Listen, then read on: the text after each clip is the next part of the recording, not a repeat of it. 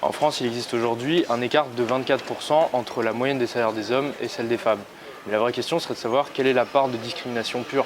Selon Marlène Schiappa, il s'agirait environ de 4 à 10% de discrimination. Pour ça, il faudrait être capable de trouver un groupe contrôle, c'est-à-dire une entreprise dans laquelle on est sûr qu'il n'y ait aucune discrimination possible et dans laquelle les salaires seraient perçus uniquement en fonction de la productivité, sans que l'employeur ne connaisse le sexe de ses employés. Et si on trouvait 0% dans ce genre d'entreprise, alors on pourrait effectivement dire que l'écart salarial qu'on trouve dans les entreprises classiques relève effectivement de la discrimination. Or, il semblerait qu'Uber remplisse parfaitement ces critères.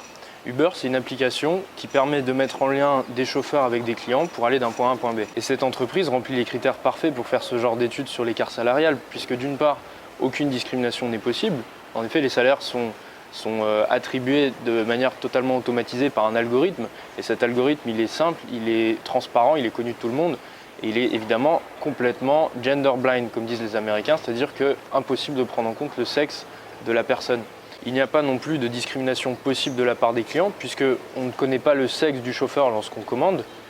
Et de plus, les horaires sont totalement flexibles, donc les chauffeurs peuvent bosser exactement comme ils le souhaitent. Des chercheurs de l'université de Stanford se sont associés avec des statisticiens de chez Uber et ils ont publié en 2018 une étude, donc c'était tout récent, c'était il y a à peine un mois, dans laquelle ils ont étudié les rémunérations de 1,9 million de chauffeurs de chez Uber.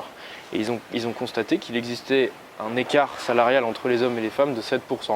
C'est-à-dire que les hommes, pour une heure travaillée, gagnaient 7% en plus que les femmes. Donc les auteurs ont contrôlé un nombre incalculable de variables pour essayer de comprendre d'où venait cet écart salarial. Et en conclusion, ils ont remarqué que c'était expliqué par 3 grands facteurs.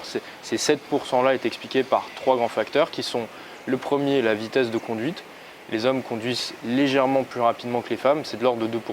Le deuxième facteur, c'est l'expérience, qui est mesurée par le nombre d'heures travaillées, c'est-à-dire que les hommes travaillent plus que les femmes sur Uber, et donc ils ont plus d'expérience, et donc, selon les auteurs, ils savent mieux comment générer de l'argent à partir de la plateforme. C'est ce qu'ils appellent « learning by doing ». Et le troisième facteur, c'est le choix des courses.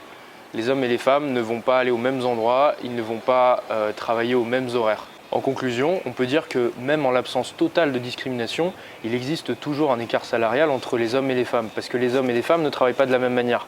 L'hypothèse de la discrimination n'est donc pas forcément une piste intéressante à explorer pour expliquer l'écart salarial entre les hommes et les femmes. Il vaudrait mieux se pencher sur des différences de préférence de travail entre les hommes et les femmes.